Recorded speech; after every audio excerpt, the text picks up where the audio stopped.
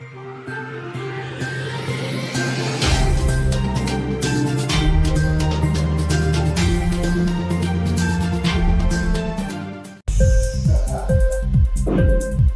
TV prime time news కి స్వాగతం.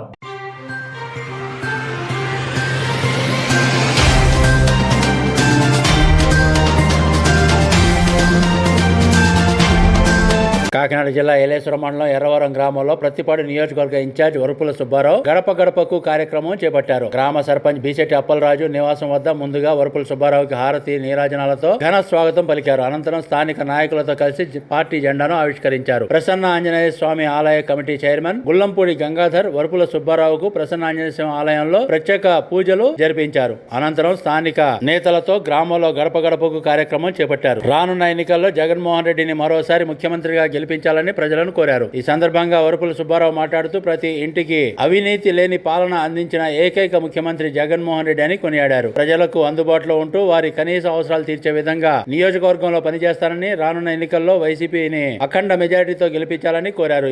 ఈ కార్యక్రమంలో మండల కన్వీనర్ అడప పార్థసారథి, కోఆప్షన్ మెంబర్ పసల నాగేశ్వరరావు, వైసీపీ జిల్లా యువజన విభాగం జనరల్ సెక్రటరీ బుద్దా గణేష్, నాయకులు దాసరి రమేష్, పునపురెడ్డి సుబ్బారావు, ఓలేటి చెంటిబాబు, బీసెట్టి స్వామి, మలకల వేణు, నీరుకొండ అర్జున, రామిశెట్టి రమణ, పలువురు సర్పంచులు, వార్డు సభ్యులు, వైసీపీ కార్యకర్తలు పాల్గొన్నారు.